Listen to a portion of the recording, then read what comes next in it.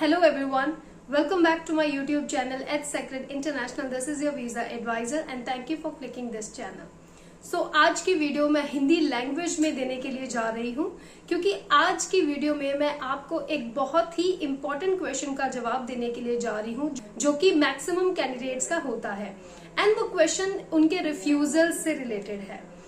अगर आपका भी पिछले दिनों में यूएस का वीजा रिफ्यूज हुआ है, चाहे आपका वीजा टाइप कोई भी है एंड आपके दिमाग में एक क्वेश्चन बार बार आ रहा है कि अगर आप वीजा को रीअप्लाई करते हो तो क्या आपको अपनी पिछली रिफ्यूजल के बारे में DS 160 फॉर्म में मेंशन करना है या फिर नहीं करना है। चाहे आपकी रिफ्यूजल्स कितनी भी हैं, चाहे आप एक बार रिफ्यूज हुए हैं, 2 बार रिफ्यूज हुए हैं, 3 बार रिफ्यूज हुए हैं या फिर उससे ज्यादा बार रिफ्यूज हुए हैं, बट आप इस बात में कंफ्यूज्ड हैं कि क्या मैं अपने रिफ्यूजल्स के बारे में DS 160 फॉर्म में लिखूं या फिर ना लिखूं। अगर लिखूं तो मुझे क्या लिखना चाहिए, क्या मेंशन करना चाहिए, किस तरीके से मेंशन करना चाहिए, तो ये सब चीजें मैं आपको इस वीडियो में बताने के लिए जा रही हूँ। मेरी वीडियो को एंड तक जरूर देखेगा क्योंकि डेफिनेटली आपको आपके सवाल का जवाब जरूर मिलने वाला है इस पूरी वीडियो में। एंड अगर आप फ्यूचर में ऐसी ही इंपॉर्टेंट वीडियोस को मिस नहीं करना चाहते, मेरे चैनल को सब्सक्राइब कर दीजिए, साथ ही साथ बेल आइकन भी दबा दीजिए ताकि जब भी मैं वीडियो अपलोड करूं आपको नोटिफिकेशन सबसे पहले पहुंच जाए। एंड अगर आपको ये वीडियो अच्छी लग रही है तो इस वीडियो को लाइक जरूर कीजिए। एंड अगर आप किसी ऐसे पर्सन को जानते हैं जिसके लिए ये वीडियो वैल्यूएबल हो सकती है, उस पर्सन के साथ इस वीडियो को शेयर जरूर कीजिएगा। Let's now jump into the video की शुरुआत करने से पहले मैं आपको बता दूं कि अगर आप वीजा एप्लीकेशन करना चाहते हैं हमारे थ्रू, तो आप स्क्रीन पे मेंशन नंबर के ऊपर हमें कांटेक्ट कर सकते हैं। इसके साथ साथ अगर आप यूएस की अपॉइंटमेंट बुकिंग कराना चाहते हैं तो वो सर्विस भी हम प्रोवाइड करते हैं, तो आप हमें सेम नंबर के ऊपर कांटेक्ट कर सकते हैं। और अगर आप यूएस वीजा की इंटरव्यू की तैयारी करना चाहते हैं हमारे एक्सपर्ट्स के थ्रू, तो आप हमें सेम नंबर पे व्हाट्सएप कर सकते हैं। ये सेशंस 1-to-1 रहेंगे, सिर्फ आप और एक्सपर्ट रहेंगे, कोई भी तीसरा पर्सन नहीं होगा आपके सेशन के दौरान। वीडियो कॉल सेशन रहेगा, सारे के सारे क्वेश्चंस और आंसर्स डिस्कस किए जाएंगे। एंड हम ये बिलीव करते हैं हर एक प्रोफाइल अलग होती है एंड हर एक प्रोफाइल के अकॉर्डिंग ही आंसर्स को प्रिपेयर करवाया जाता है हमारे एक्सपर्ट्स के थ्रू। अगर आप इन सेशंस को ज्वाइन करना चाहते हैं आप स्क्रीन पे मेंशन नंबर के ऊपर कांटेक्ट कर सकते हैं। Now let's move into the video.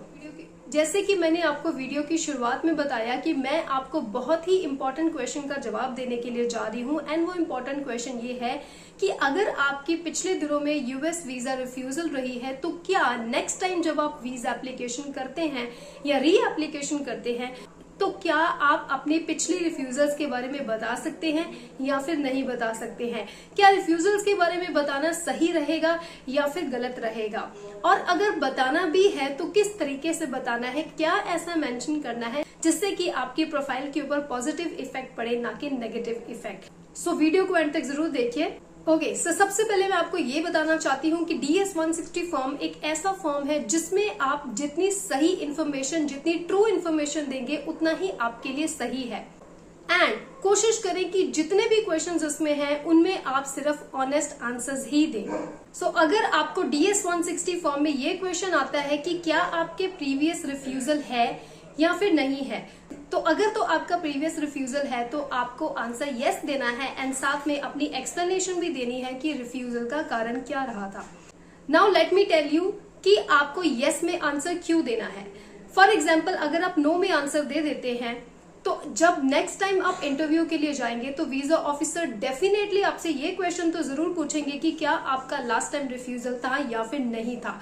Now why the visa officer will ask you this question, because उनके पास आपकी सारी की सारी प्रीवियस इंफॉर्मेशन होगी उनके स्क्रीन के ऊपर। तो अगर तो आपकी प्रीवियस रिफ्यूजल होगी बट आप उसका ऑपोजिट आंसर देंगे कि no there was no refusal, then this can put a negative effect on your profile and this can result into your refusal also.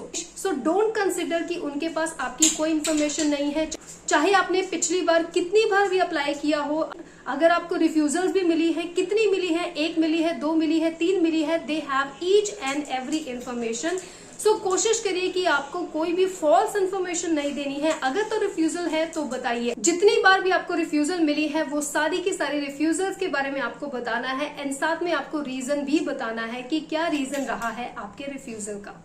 Okay, अब मैं आपको ये बताती हूँ कि जो एक्सप्लेनेशन आपको देनी है आपके रिफ्यूजल के लिए, उसमें आपको क्या लिखना है। एंड ये एक्सप्लेनेशन जो मैं आपको बताने के लिए जा रही हूँ, डेफिनेटली आपको यूट्यूब के ऊपर कोई भी नहीं बताने वाला है, but I am here going to tell you. So सबसे पहले जब आपको अपनी एक्सप्लेनेशन लिखनी है कि आपका रिफ्यूजल क्यों मिला, आपको प्रॉपर रीजन लिखना है कि आपका प्रॉपर रीजन क्या रहा है रिफ्यूजल का। अगर तो आपका रिफ्यूजल अंडर सेक्शन 214 भी था तो आपको वो मेंशन करना है।